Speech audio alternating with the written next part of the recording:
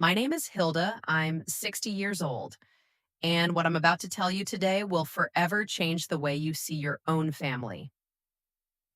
Just 3 days ago, my own son, Damien, and my daughter in law, Melissa, pushed my husband, Henry, and me off a 90 FT cliff.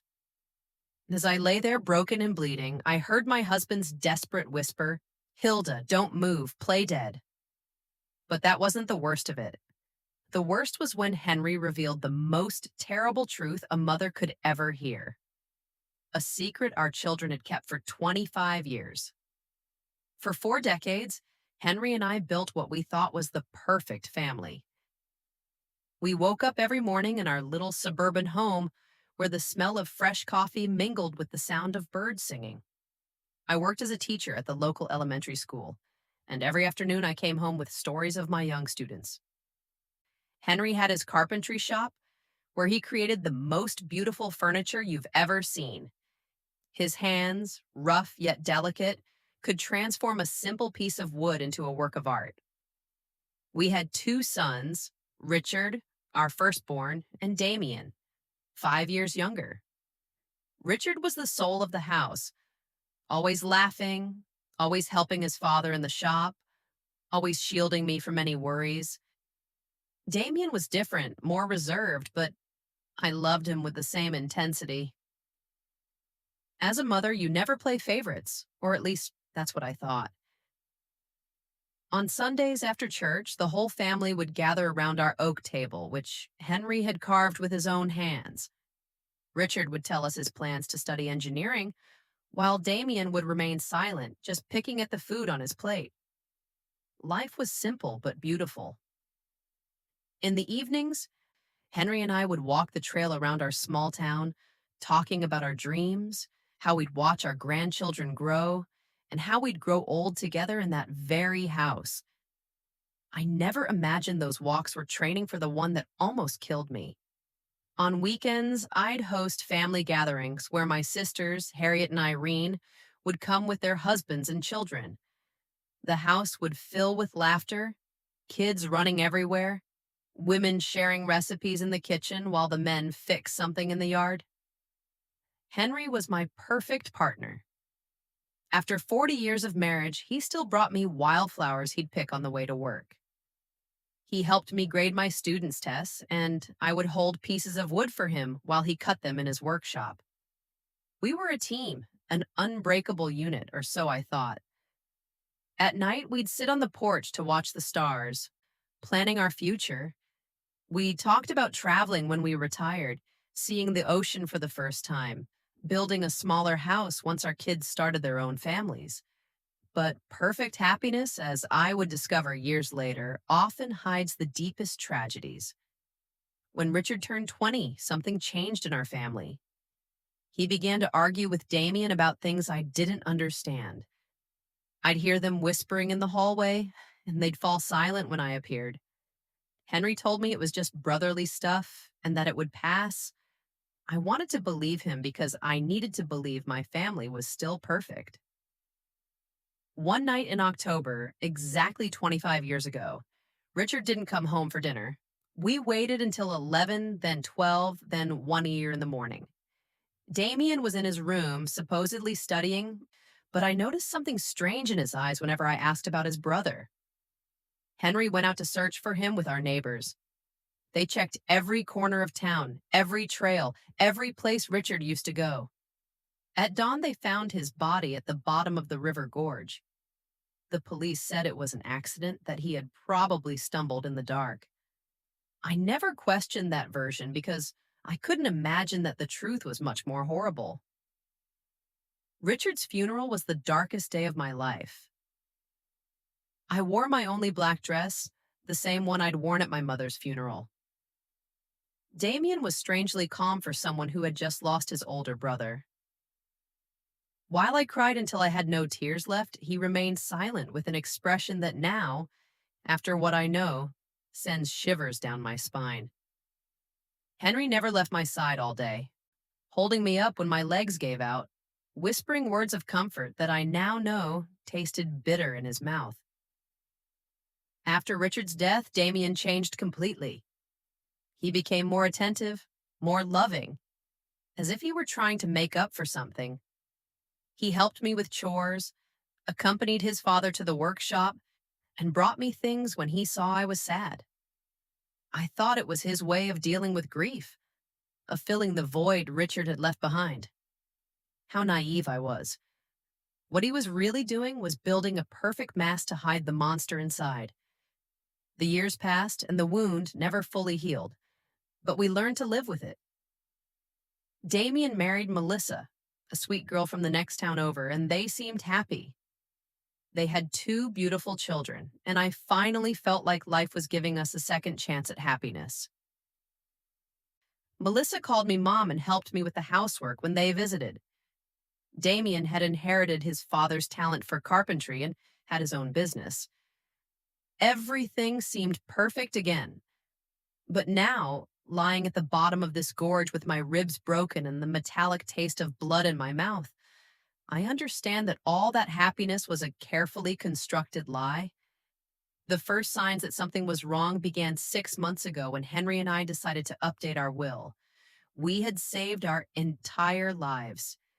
And between the house, the land I inherited from my parents, and our bank savings, we had nearly $200,000 to leave our children and grandchildren. It was Damien who suggested we visit the lawyer. Mom, Dad, you're both 60 years old now. It's important to have everything in order, he told us with that smile that now seems sinister. Melissa would nod beside him, stroking my hand with those fingers that would later push me to my death. We love you so much, and we want to make sure you're protected, she added in her sweet voice. How foolish I was to interpret those words as genuine love. The lawyer, an older man named Albert, whom we had known for years, explained the options. We could put everything in a trust, divide the inheritance among Damien's children, or simply make a traditional will. Damien insisted on naming him and Melissa as our sole heirs, arguing that they would handle the equitable distribution to the grandchildren. Besides, he said, you're going to need us when you're older. It's better for us to have access to the resources to take care of you properly. Something in his tone made me uncomfortable, but Henry seemed convinced. My husband, who had always been more trusting than me, accepted the proposal without much resistance. I had my doubts, especially since I remembered how Richard had always talked about helping us financially when we got older. My oldest son had plans, dreams of taking care of us when the time came, but Richard was gone, and Daman was our only surviving child. We signed the papers on a Tuesday afternoon. I remember Melissa was wearing a pretty green dress and gave me a big hug after the ceremony. Now we're officially a united family forever, she whispered in my ear. Her words gave me a chill then, though I didn't understand why. Damien shook his father's hand with a smile that didn't reach his eyes. That night, as I made dinner, I couldn't shake the feeling that I had made a terrible mistake. The following weeks were strange. Damien and Melissa started visiting us more often, but their visits had a different feel. They no longer came just to spend time with family. They always had suggestions about how we should improve the house, what investments we should make, or what life insurance policies we should get. Mom, you should think about selling this big house and moving somewhere smaller, Melissa said, while examining our furniture with calculating eyes. We could help you find a comfortable apartment in town. But I loved our house. Every corner held a memory. Every room told a story of our 40 years of marriage. The kitchen where I had prepared thousands of meals for my family. The workshop where Henry created his masterpieces. The yard where our children and grandchildren had played. I couldn't imagine my life anywhere else. When I told them this, I saw a flicker of irritation in Damien's eyes that chilled me to the bone. Mom, you're being irrational, he said in a tone he had never used with me before. This house is too big for two people your age. If you fall down the stairs or something happens, we won't be able to help you in time. Melissa nodded vigorously, adding, Besides, the upkeep must cost a fortune. It would be much smarter to sell now while the housing market is high and move to something more appropriate for your age. Henry began to consider their arguments. My husband, who had always been practical, started talking about the logic behind their suggestions. But I couldn't shake the feeling that there was something more behind all this pressure. One night, after another of these tense conversations, I asked Henry if he didn't think it was strange that Damien was suddenly so interested in our financial affairs. Hilda, he just cares about us, he replied while brushing his teeth. Maybe we should consider his suggestions. We're not as young as we used to be. But I saw something in my husband's eyes, a shadow of doubt he didn't want to acknowledge.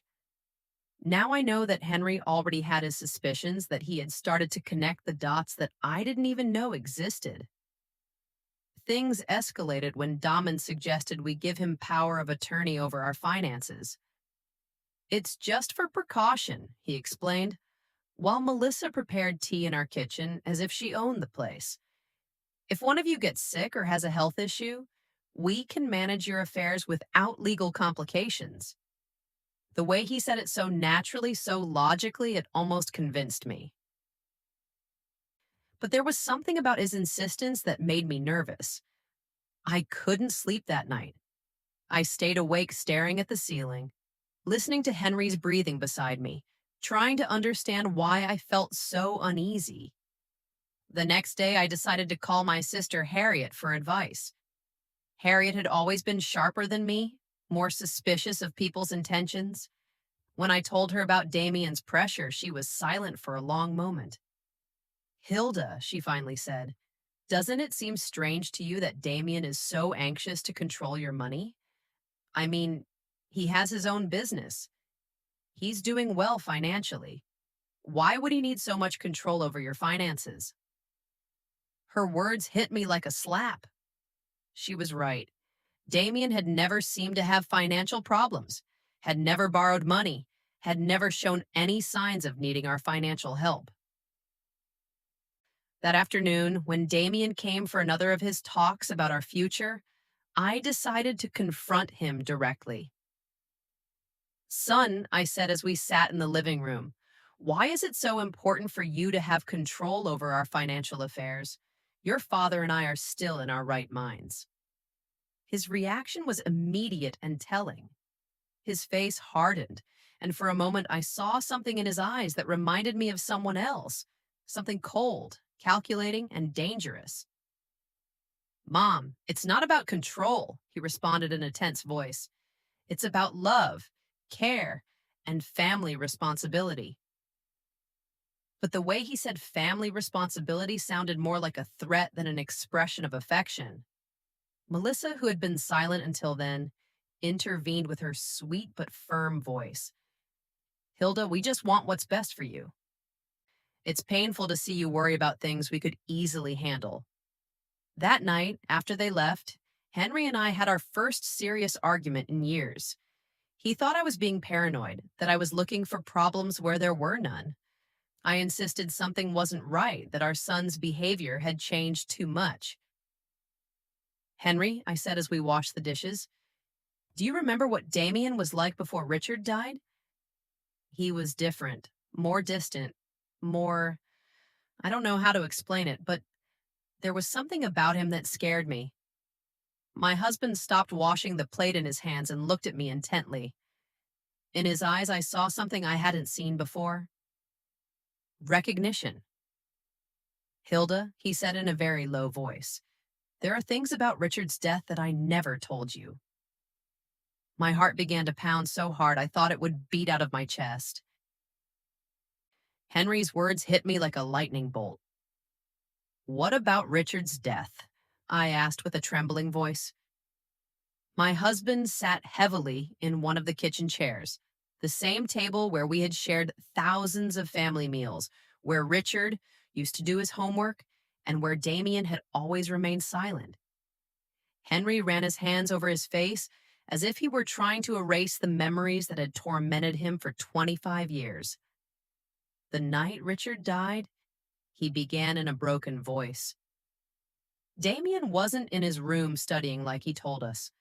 I saw him leave the house around 8 August.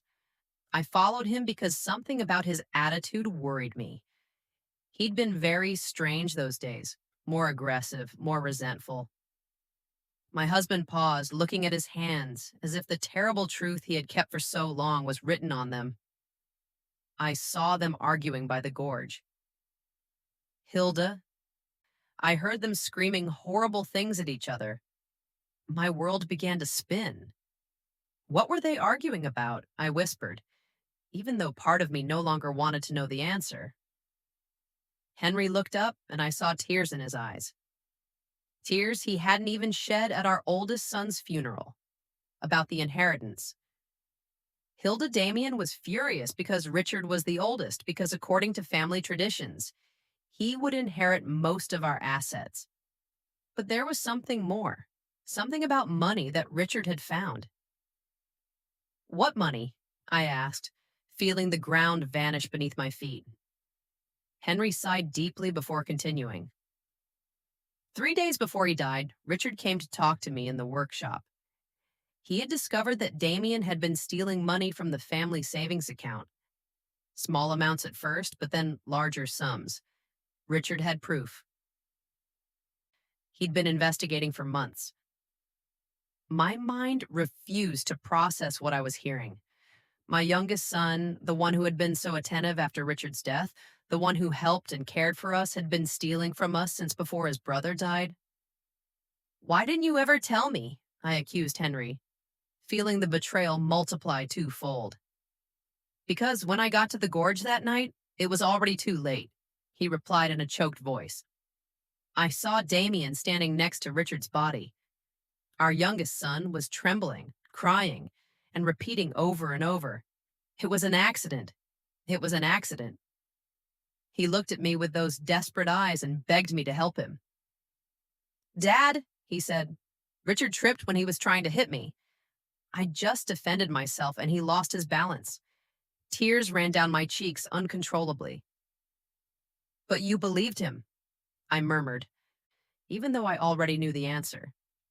Henry nodded slowly with an expression of guilt that had gnawed at him for decades. He was my son, Hilda. My youngest son was asking for my help, and Richard was already dead. I couldn't bring one back to life by destroying the other. I thought it was really an accident that Damien had learned his lesson, that he would become a better man after this. And the stolen money? I asked, needing to know every detail of this nightmare. Damien promised he would pay it back little by little, that he had taken the money to invest in a business that had gone wrong. He swore he would never do something like that again. And I believed him, Hilda, God forgive me.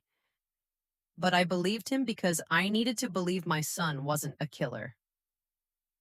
I got up from the table, stumbling, holding onto the wall so I wouldn't fall. Everything I'd believed about my family, about my surviving son, about the last 25 years of my life was a lie. Did he pay the money back? I asked, although I already knew the answer from the look on Henry's face. Never, he replied. In fact, he kept stealing small amounts that I pretended not to notice, because confronting him would mean admitting I had covered up a murder. I became his accomplice, Hilda. Every time I stayed silent, every time I pretended not to see the bank accounts dwindle, I became more of his accomplice.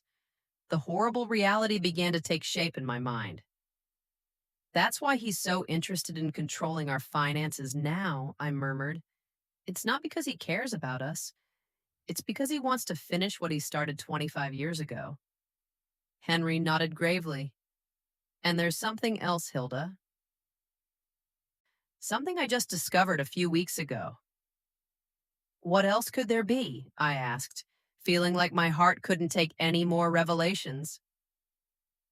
Henry went to his desk and pulled out some papers he had been hiding under other documents. I've been discreetly investigating Damien's finances. His carpentry business isn't doing as well as he wants us to believe. In fact, he's on the verge of bankruptcy. He owes more than $100,000 to several banks and suppliers. The papers trembled in my hands as I read the numbers. Damien wasn't the successful man he pretended to be.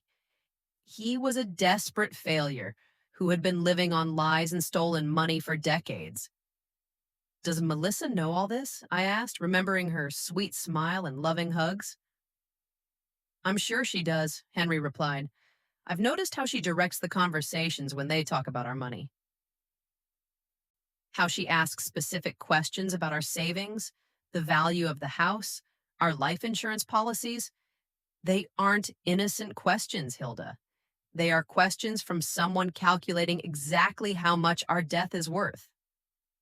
That sentence chilled me to the bone. Our death, I repeated in a whisper. It was the first time I had considered that Damien might want to cause us physical harm. Until that moment, I thought he just wanted to rob or cheat us. But if he had killed his own brother for money, what would stop him from killing his parents for the same reason? Henry, I said, grabbing his hands, we have to go to the police. We have to tell them the truth about Richard and about what's happening now. But my husband shook his head with a look of hopelessness that broke my heart. With what evidence, Hilda? I'm an accomplice to covering up a murder. If I talk now, I'll go to jail too. And besides, who's going to believe an old man of 65 who has been keeping this secret for 25 years? He was right. Do we just wait for him to kill us like he killed Richard? We're going to be very careful, Henry said, trying to sound more confident than he really was. We're going to find a way to protect ourselves, to gather evidence too. But his words were interrupted by the sound of the phone. It was Damien. Hi, Mom, he said with that sweet voice that now sounded sinister to me. Melissa and I were thinking, and we believe it would be beautiful to celebrate your 40th wedding anniversary with something special. How about we take you to those mountains you've always talked about next weekend? We could go on a family hike, take pictures, and have a perfect day together. My blood turned to ice. I looked at Henry, who had heard the conversation and had the same look of terror on his face. That's a very sweet idea, son, I managed to reply in a trembling voice. But let us think about it, and we'll get back to you tomorrow. After hanging up, Henry and I looked at each other in silence, knowing we had just received an invitation to our own execution. The mountains, I murmured. He's going to take us to the mountains to kill us and make it look like an accident. Henry nodded gravely, just like he did with Richard at the gorge. That night, we didn't sleep a minute, holding each other in our bed, planning how we could save ourselves from our own son. The next few days were a nightmare of terror and pretense. Henry and I had to act as if nothing had happened when Damien and Melissa came to visit, smiling when they talked about the mountain trip, nodding when they excitedly told us they were going to spend time with family. But inside, every fiber of my being screamed with fear. I knew I was looking into the eyes of my oldest son's murderers, and that now they were planning to do the same to me and my husband. Melissa arrived on Wednesday afternoon with a shopping bag and that radiant smile that now seemed like the grimace of a demon. Hilda, dear, she said, hugging me with those arms that would soon push me to my death. I bought some supplies for our mountain adventure. Cookies, water, fruit, everything we'll need for the picnic. She showed me the contents of the bag as if she were an excited child. But I could only think about how each of those items could be used to cover up our murder.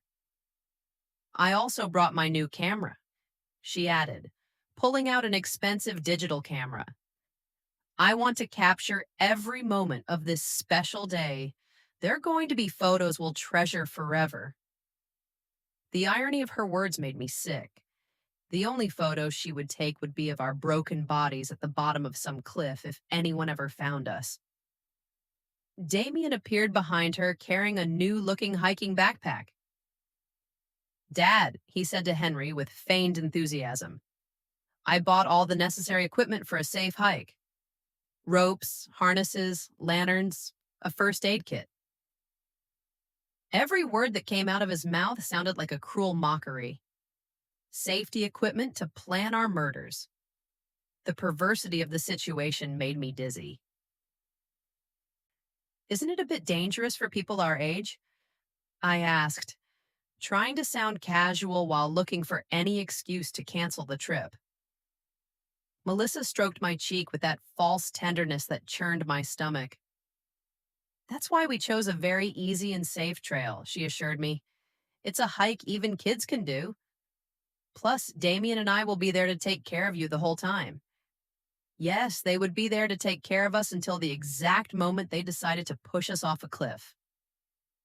That night, when they finally left, Henry and I sat in our living room, trembling, not just from the cold, but from the absolute terror we had been holding back for hours.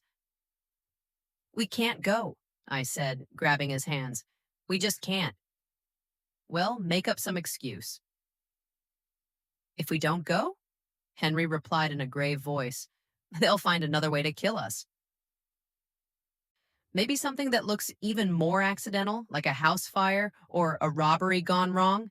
At least in the mountains, we know what they're going to try to do. His words had a terrible logic, but they didn't comfort me at all. So, what do you suggest? I asked, desperate to find some solution that would save our lives. Henry was thoughtful for a few minutes before answering. We're going to go, but we're going to be prepared.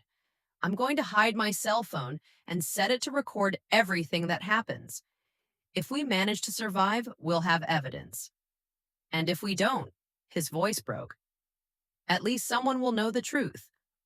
On Friday night, we could barely touch our dinner. We knew it might be our last meal together in our house in that kitchen, where we had shared so many happy moments when we were a real family. Henry reviewed his will one more time, making sure that if something happened to us, at least Damien wouldn't get everything without there being some record of our suspicions. I wrote a letter, he confessed, pulling a sealed envelope from his desk. It's addressed to your sister Harriet. In it, I explain everything we know about Richard's death and what we believe Damen plans to do to us. I hid it in the place where we keep our important documents. If we don't return from this trip, at least she'll know where to look for the truth. That night we went to bed holding each other, whispering words of love that could be our last. If something happens to me, Henry said, I want you to know that these 40 years with you have been the best of my life. Despite everything, despite the mistakes and the secrets, I love you more than my own life. I cried in silence, memorizing the rhythm of his breathing, the warmth of his body, the smell of his skin. Saturday dawned with a clear sky that seemed to mock our situation. Damien arrived early, whistling a cheerful tune that chilled my blood. Morning, love birds, he called from the front door. Ready for your big adventure? Melissa appeared behind him, radiant as a bride on her wedding day, except this was a wedding with death. During breakfast, which we could barely eat, Damien explained the route we would take in detail. It's a beautiful trail, he said, spreading a map on the table. It leads to a lookout where you can see the whole valley. They say the views are spectacular. His eyes shone with an enthusiasm that seemed demonic. Of course, the views would be spectacular. They would be the last we would see in our lives. The trail has some steep parts, Melissa added as if giving us useful tourist information, but nothing that experienced hikers like you can't handle. Her comment about our supposed hiking abilities sounded like a cruel joke. We were two 60-year-olds who barely walked through the park once in a while. As we loaded the car, I saw Damien meticulously checking his backpack, making sure he had everything he needed for his plan. I saw ropes, a small shovel, and something that looked like a flare gun. What's that for? I asked, pointing to the gun. For safety, he replied without missing a beat. If we get lost or something goes wrong, we can send a distress signal. Of course, they would send a distress signal after pushing us off a cliff so our bodies could be found, and it would be confirmed that it was a tragic accident during a family hike. Everything was calculated. Every detail had been planned to make our murders look perfectly natural. The car ride to the mountains lasted 2 hours that felt like an eternity. Melissa put on cheerful music, and she sang along with the songs as if we were really going on a fun family outing. Damien drove carefully, obeying all the speed limits, stopping at every stop sign. He didn't want to risk an accident that would ruin his perfect plans. During the trip, Henry discreetly took my hand and activated the recording on his phone. Everything that happened from that moment on would be recorded. If we managed to survive, we would have proof. If not, at least the truth wouldn't die with us. When we finally arrived at the trailhead, my heart was pounding so hard, I thought it would beat out of my chest.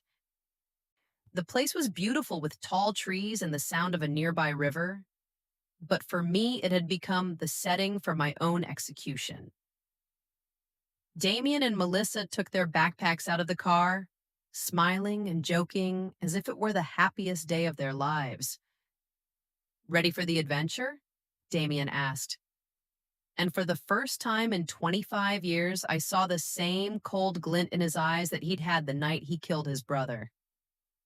The trails started out relatively easy, winding between lush trees and moss-covered rocks.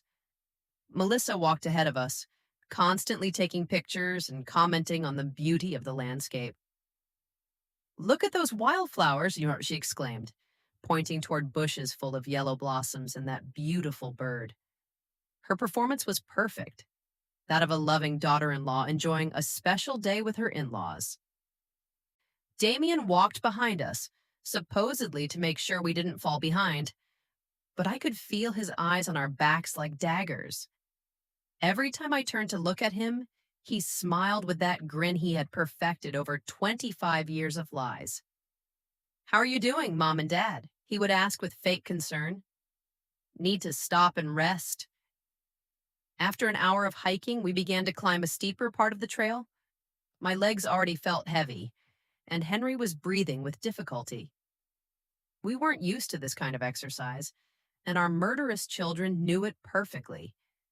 They had chosen a route that would physically exhaust us, making us vulnerable for when the time came to execute their plan. "We're almost at the lookout," Melissa announced.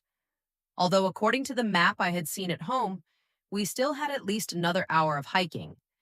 Her lie confirmed that they had no intention of reaching the real lookout. The place where they planned to kill us must be much closer. During the hike, I tried to memorize every detail of the trail, every tree, every rock that could serve as a reference if I managed to survive, and needed to explain to the police exactly where everything had happened. Henry was doing the same, and we occasionally exchanged glances loaded with terror and determination. We knew we were walking toward our deaths, but we also knew it was our only chance to get evidence against our murderers. "Oh, look at that!" Melissa suddenly shouted, pointing to a rock formation that loomed to our right. "That cliff has an incredible view. Why don't we climb up there to take some special photos?" My blood ran cold. There it was, the place they had chosen for our murder. The cliff rose about 90 feet above the main trail, accessible by a secondary path that seemed much more dangerous than the one we had been following. The rocks were loose. There were fewer trees to grab onto in case we stumbled. And from the top, you could see a precipice that fell into a deep gorge full of jagged rocks. "I don't know if that's a good idea," I said, trying to sound casual. That trail looks pretty dangerous for people our age, but Damien had already started walking toward the turnoff, carrying his backpack full of safety equipment that I knew he wouldn't use to save us. "Come on, Mom," he said with that voice he used when he was a kid, and wanted to convince me of something. "It'll only take a few minutes. Besides, Melissa's right. The photos from up there are going to be spectacular." The way he said spectacular made me tremble. They would be spectacular for whoever saw them afterward as evidence of our accident. Henry squeezed my hand discreetly, reminding me that his phone was recording everything. We had to go on. We had to go all the way to get the evidence we needed. If we refused now, they would simply find another opportunity, another place, another excuse to kill us. The climb to the cliff was exhausting. The loose rocks slid under our feet, and more than once I was about to fall. But the most terrifying thing was realizing how perfect this place was for a murder. If someone accidentally tripped and fell from the top, there would be no way to survive. And most importantly, there would be no witnesses. Almost there, Melissa shouted from above, where she had already arrived with the agility of someone who had planned this route carefully. Dahman followed her, and then helped Henry and me complete the last few feet of the climb. His hands on my arms felt like the claws of a vulture. The lookout was indeed spectacular. From there you could see the whole valley, the mountains in the distance, and the river winding through the trees. In any other circumstance, it would have been a beautiful moment to share with family. But knowing what I knew, the place seemed like the perfect setting for a nightmare. "Come over here for the photos," Melissa shouted, positioning herself near the edge of the cliff. "I want the valley to be in the background." Henry and I approached slowly, each step bringing us closer to our final destination. I could see Damien strategically positioning himself behind us, calculating angles, measuring distances.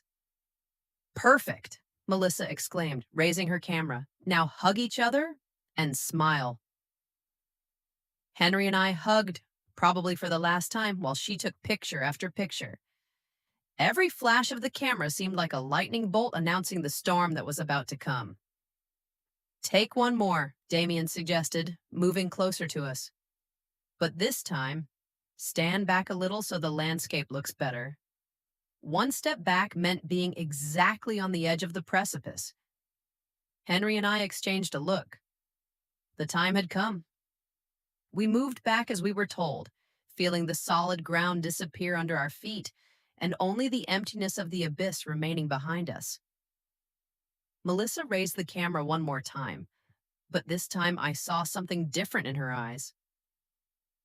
There was no longer any need to pretend. The mask had fallen. "Smile," she said in a voice that was no longer sweet at all. "This is going to be your last photo."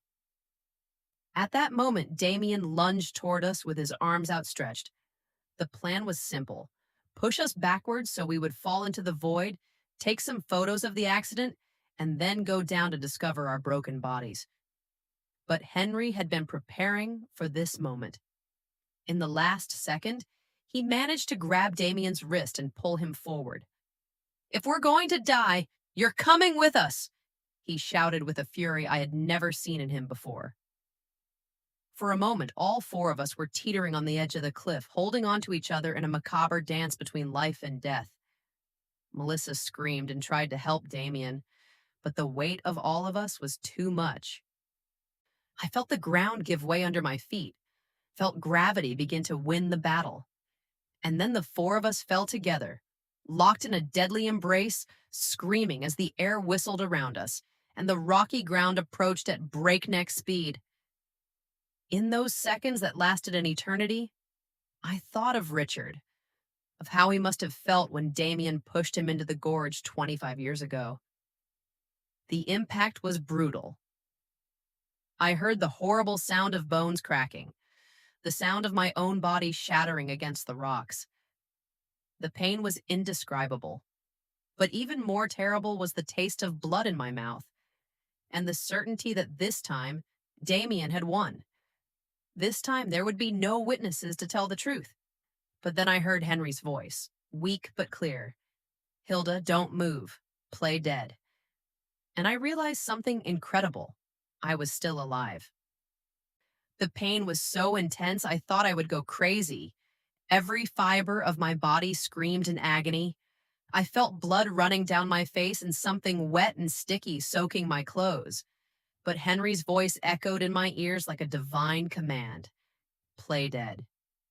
With a willpower I didn't know I possessed, I remained completely still, controlling even my breathing so it would be imperceptible. A few feet away, I could hear the moans of pain from Damien and Melissa. They had also survived the fall, but from their groans, they seemed to be in worse condition than we were. Melissa, I heard my son's broken voice. Are you okay? His concern for his wife made my stomach churn. This man who had murdered his own brother and had tried to kill us was still capable of feeling love for someone. I think I broke my leg, Melissa moaned. It hurts so much, Damien. And what about the old people? The disrespectful way she referred to us confirmed what I already knew. We had never been family to her. We were just obstacles on her way to our money. I heard movement as if Damien were crawling toward us. My heart was beating so fast I was afraid he would hear it. They're dead, he announced after a few minutes that felt like hours. Both of them have their eyes open, but they're not breathing. His lie filled me with a strange hope. If he believed we were dead, maybe we would have a chance. Perfect, Melissa whispered with a satisfaction that chilled my blood. It worked just like we planned. Well, except for the part where we fell too. I heard her bitter laugh. At least we won't have to pretend we love them anymore. For the next few minutes, that felt like an eternity. Damien and Melissa discussed their situation. Both were injured, but they could move. The plan now was to crawl until they found a place from which they could call for help, and then tell the story of how they had miraculously survived a tragic accident that had killed their poor grandparents. Remember the story, Daman said to Melissa. We were taking pictures when a rock came loose under Dad's feet. He tripped, and trying to grab on, he pulled Mom with him. We tried to help, but we fell too. It's important that our stories match. I know, Melissa replied. We've practiced this 100 times. We're the traumatized survivors of a family tragedy. Poor us. We lost our dear in-laws in a horrible accident. Her performance was so convincing that if I hadn't lived the truth, I would have believed every word. Gradually, their voices faded as they crawled toward what they hoped would be their salvation. When silence finally fell, Henry whispered my name so low I could barely hear it. Hilda, are you okay? I answered in the same whisper, confirming that I was alive, but terribly injured. My left leg is broken, he told me in a voice choked with pain, and I think I have a few fractured ribs. What about you? I did a mental inventory of my body. I felt a stabbing pain in my right arm. My head throbbed as if someone were hitting it with a hammer, and there was definitely something wrong with my shoulder, but I was alive, and that was more than I had hoped for. We're bad, but we're alive, I whispered. It works, but there's no signal down here. That was the most terrifying part of our situation. We were alive, but trapped at the bottom of a gorge, injured, and with no way to communicate with the outside world. If no one came to look for us, we would die here slowly from thirst, hunger, or our wounds. Henry, I whispered, before it's too late, I need you to tell me everything. Everything that really happened the night Richard died. My husband sighed deeply as if he had been waiting for this moment for 25 years. That night, he began in a trembling voice. Richard came to find me in the workshop. He was furious. He had papers in his hands, bank statements. He showed me evidence that Damien had been stealing money from our accounts for months. Small amounts at first, then larger sums. Richard had been investigating because he had noticed discrepancies in our savings. The physical pain mingled with the emotional pain as I listened to the truth that had been hidden for decades. Richard wanted to confront Damien that same night, Henry continued. I tried to calm him down to convince him to wait until the next day, but he was determined. He said he couldn't sleep, knowing his younger brother was stealing from us. And you followed him? I asked, even though I already knew the answer. I followed him because I was afraid of what might happen. I knew Richard's temper when he got angry, and I also knew, well, I had noticed something strange about Damien lately, a coldness that sent shivers down my spine. When I got to the gorge, Henry continued, I found them screaming at each other. Richard had the papers in his hand, waving them in Damon's face. You're a thief, he was yelling. You're stealing from our own parents. Damon denied everything. He said Richard was crazy, that he was making things up.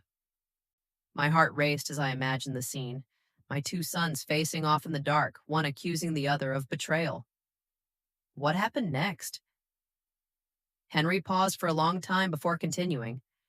Richard told him that if he didn't return the money and confess everything to us, he would tell us the truth himself. Damon went berserk. He yelled that Richard had always been the favorite, that he had always had everything easy, that it was time for things to change. And then Henry's voice broke. Damien pushed Richard. It wasn't an accident. He pushed him with all his strength deliberately. I saw Richard trying to keep his balance, saw his arms flailing desperately, looking for something to grab onto. But it was too late. Tears streamed down my cheeks, mixing with the blood from my wounds. Why did you never tell me the truth? Henry sighed deeply. Because when I got to where Damien was, he was crying, trembling, telling me over and over that it had been an accident, that he hadn't meant to do it. He begged me not to tell you anything, that he couldn't lose you two. But you knew it was a lie, I murmured from the bottom of my heart. Yes, but he was my son, Hilda, my only surviving son. How could I turn him over to the police? How could I destroy what was left of our family? His justification hurt as much as my physical injuries. And the stolen money, I continued. Damien promised me he would return it little by little. He swore it had been a bad decision, that he had been desperate, that it would never happen again. But he never returned a single penny. In fact, he kept stealing, and I kept quiet because every day that passed made me more of an accomplice to his crime. Just then, we heard voices in the distance. Damien and Melissa had managed to find help. Soon, rescue teams would be here, and our murderous children would play the role of their lives, the traumatized survivors of a family tragedy. The voices got closer and closer, accompanied by the sound of helicopters flying over the area. The rescue team had arrived, and with them came the most crucial moment of our lives.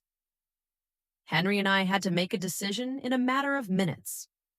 Should we continue to pretend to be dead until we found the perfect opportunity to reveal the truth, or risk being rescued along with our murderers?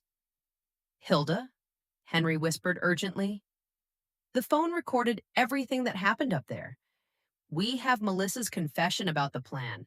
We have Damien admitting that we are obstacles. We have everything. But if they find us alive now, they can destroy the evidence before we manage to hand it over to the authorities. He was right.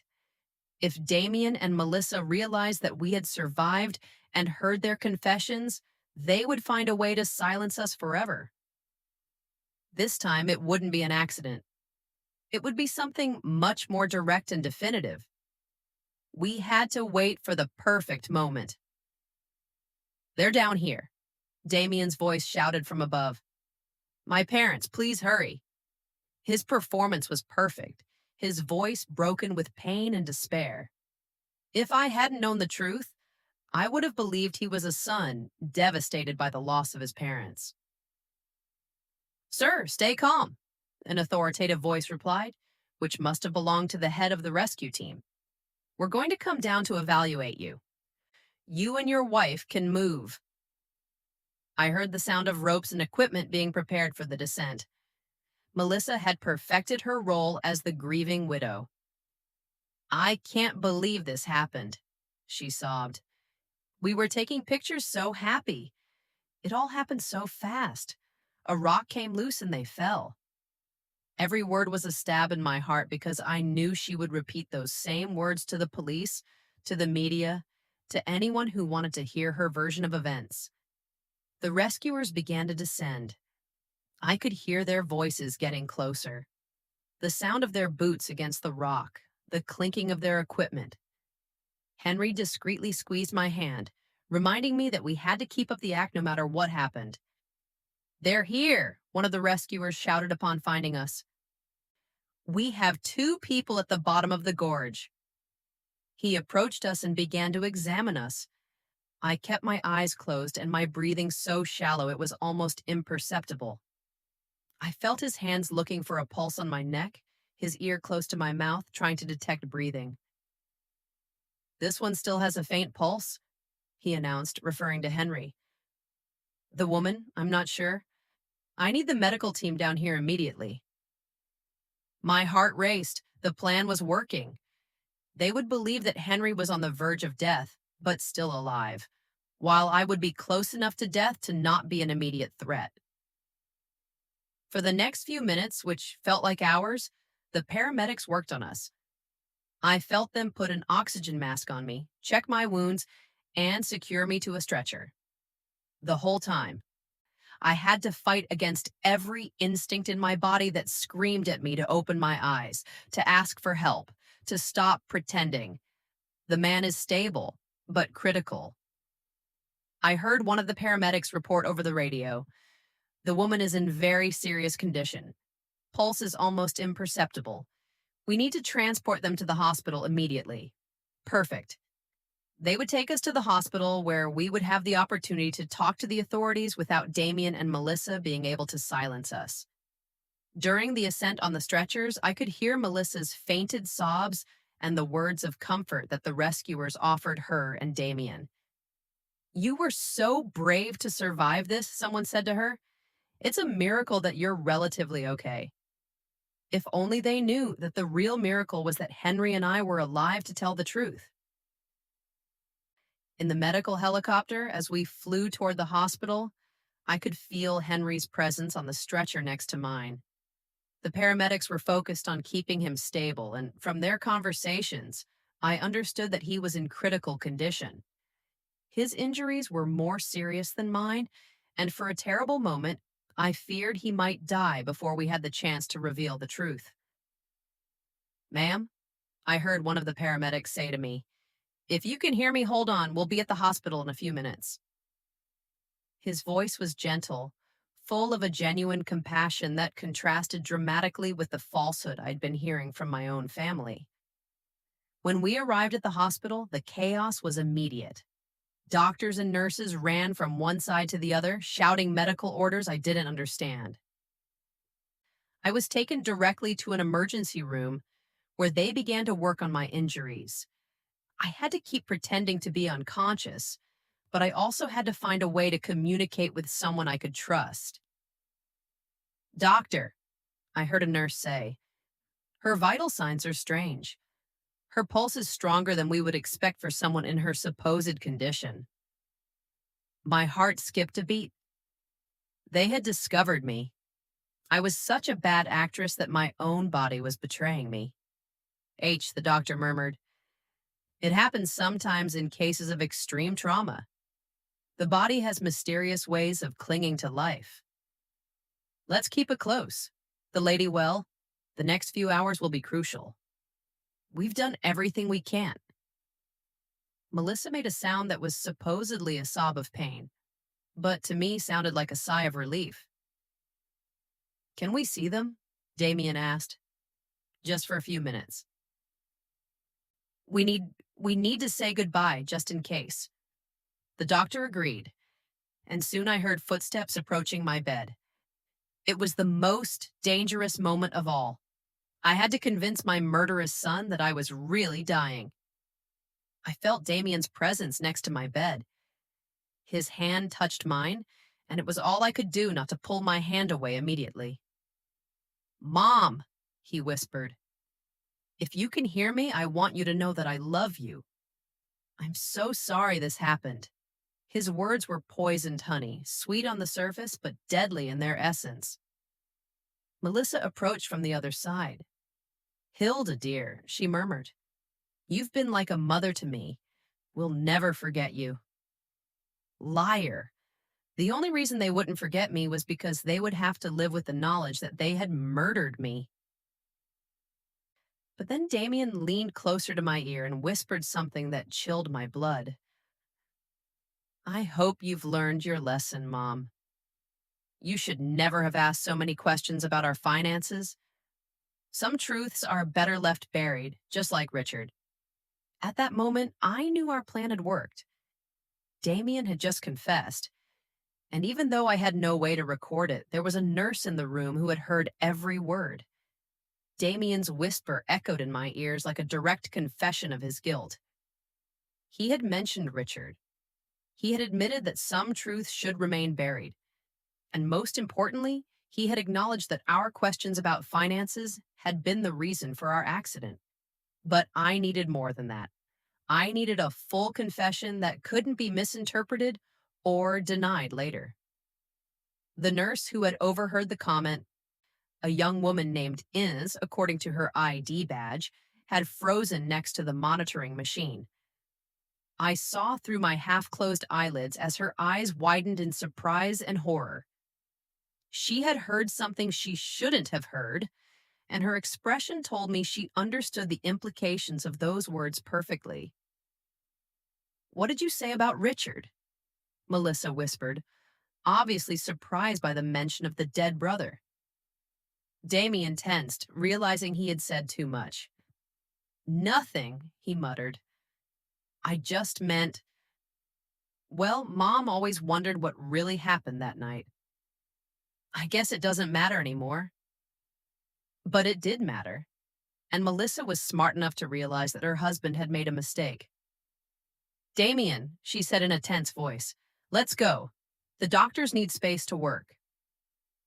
I could feel the tension between them, the mutual understanding that they had said too much in the wrong place.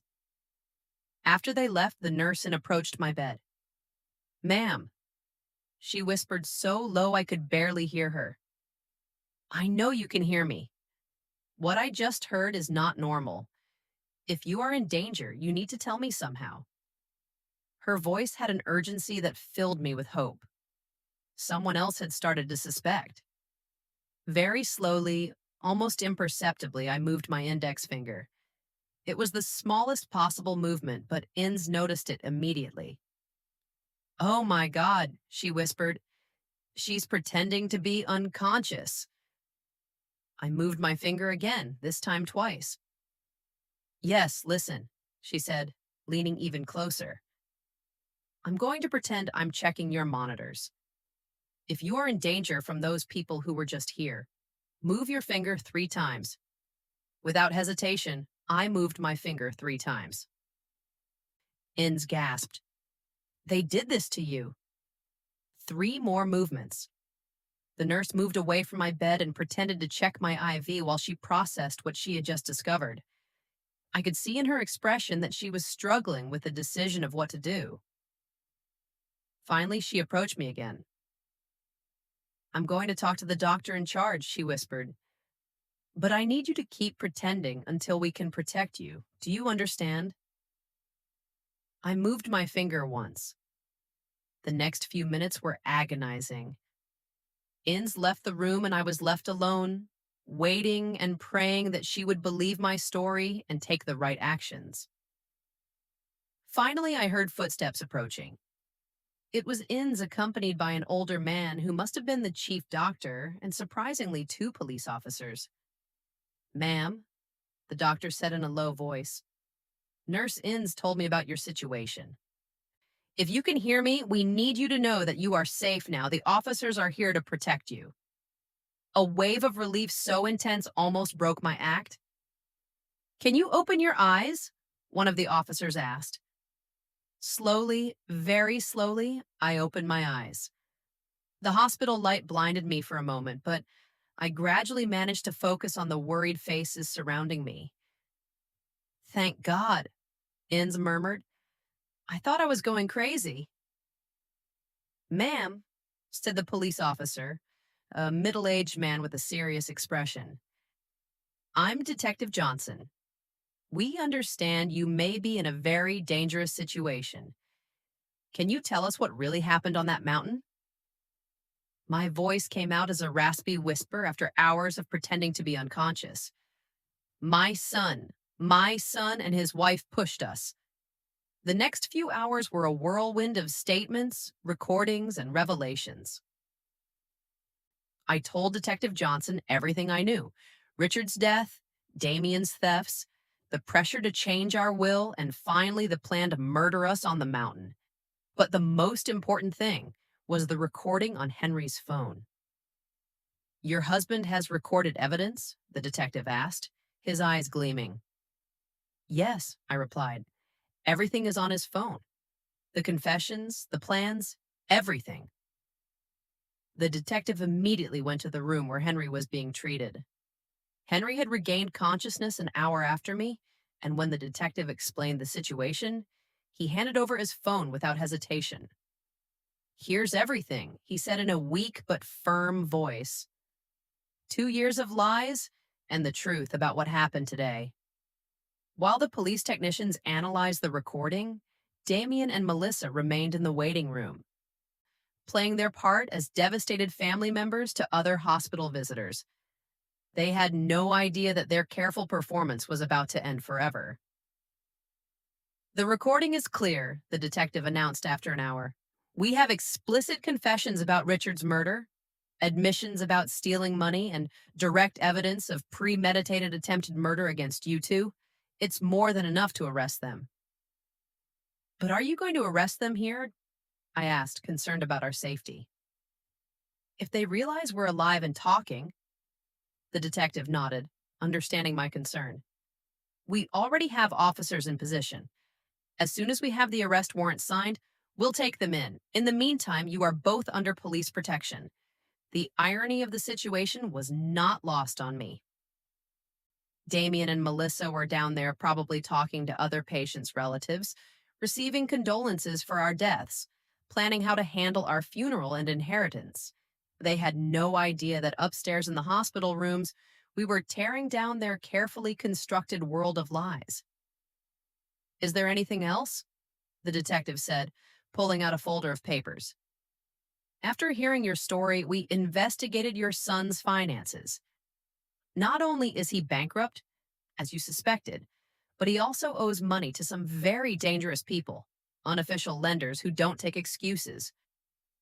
My blood ran cold. You mean that we weren't just inconvenient to him? He confirmed it. The detective said you were his only salvation. With your inheritance, he could pay off his debts and start over. Without you, he would probably be dead in a few weeks. That revelation added a new dimension to the betrayal. He hadn't just seen us as obstacles. He had seen us as his financial lifesaver. Our death was not just convenient for him. It was absolutely necessary for his survival. And what will happen to our grandchildren? I asked, feeling a new wave of pain at the thought of Damien and Melissa's innocent children. Social services will take temporary custody of them, the detective replied gently. But as I understand it, you could apply for custody once you recover from your injuries. The idea of raising the children of our own murderers was overwhelming, but it was also the only way to ensure that something good would come out of this nightmare. Those children were innocent, and they deserved a chance to grow up in a home where love was real, not feigned. It's time, the detective announced when an officer entered the room with papers in hand. The warrants are signed. We're going to arrest them now. Through the window of my room that overlooked the hospital parking lot, I could see police officers discreetly positioning themselves. The moment I had been waiting for 25 years had finally arrived. Damien Black and Melissa Black. I heard the firm voice of the officer in charge. You are under arrest for the murder of Richard Black and the attempted murder of Hilda and Henry Black. The silence that followed was deafening. Then Melissa's hysterical voice. What are you talking about? We're the victims here. Our in-laws died in an accident. Ma'am, the officer replied calmly, your in laws are alive and they have provided complete evidence of your crimes. There was a moment of absolute silence, followed by a scream of desperation from Damien. That's impossible. We saw them die. They were dead. His involuntary confession was captured by the police recorders, adding another piece of evidence to their case. Through the radio, I heard Melissa begin to blame Damien. It was all his idea. I didn't want to do any of this. He forced me. And Damien, in desperation, screamed, you were the one who suggested the cliff. You planned all of this. In a matter of minutes, the alliance that had lasted for years fell apart as each one tried to save their own skin. Detective Johnson returned to my room an hour later with an expression of satisfaction mixed with sadness. They're arrested and on their way to the station, he informed me. They're both trying to blame each other, which only strengthens our case. But there's something else I need to tell you. What else? I asked, though I wasn't sure my heart could handle any more revelations. During the arrest, we found this in your son's backpack, he said, showing me a small digital recorder. Apparently, he had been recording his conversations with you and your husband for the past few weeks, probably looking for evidence that you suspected something. My blood ran cold. What does that mean? The detective sighed. It means he knew you were starting to discover the truth. The trip to the mountain wasn't a spontaneous decision. It was a direct response to your suspicions. In one of the recordings, you can clearly hear Melissa telling him, we have to act fast before they go to the police. The depth of the planning and the coldness of the calculation took my breath away. They hadn't just planned to kill us, they had been monitoring our conversations, evaluating the level of danger we posed to them. We were mice in a maze, and they had been the scientists observing our every move. There's something else, the detective continued, that we found in the investigation of his finances. Your son not only owed money to dangerous lenders, but he had also forged your signature on several documents, trying to access your bank accounts. If you had died on that mountain, he would have had immediate access to all your resources. Every new revelation was like another stab. My own son had not only planned to murder me, he had been actively stealing from me, forging my signature and violating every principle of family trust. I had tried to instill in him. How much money did he steal in total? I asked, though I wasn't sure I wanted to know.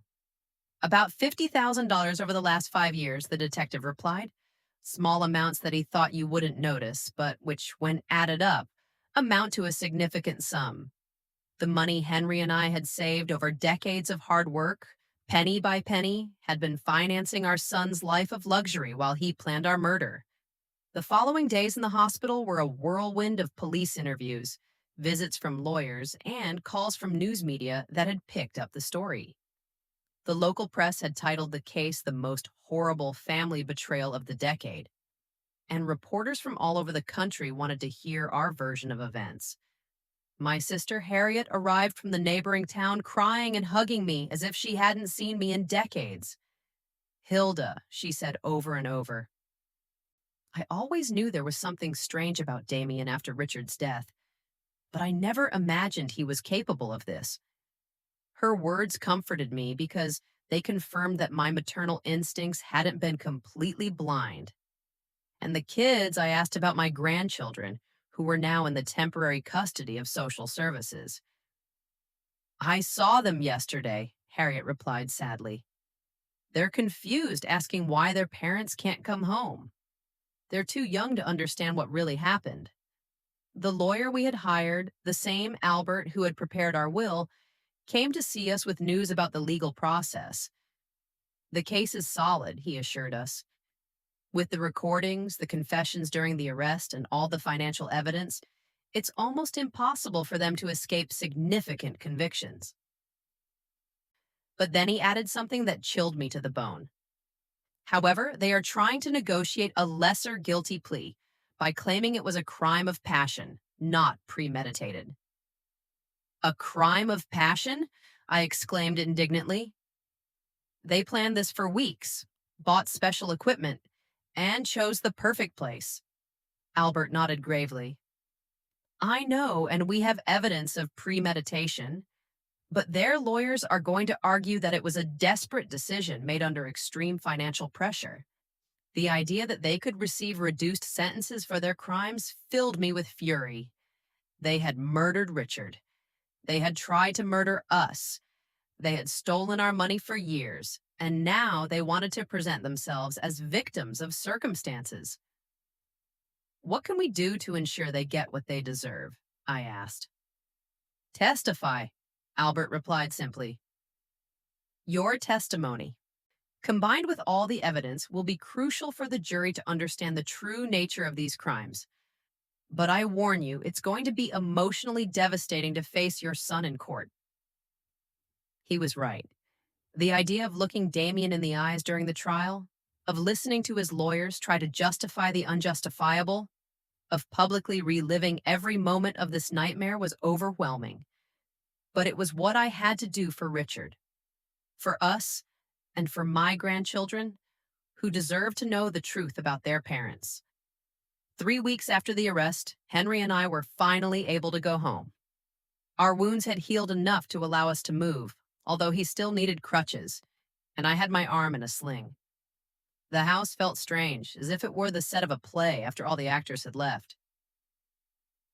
Everything was exactly as we had left it on the day of our family outing. The breakfast dishes were still in the sink. The bed was unmade. The flowers Damien had brought me that week were still on the kitchen table, now withered and dead.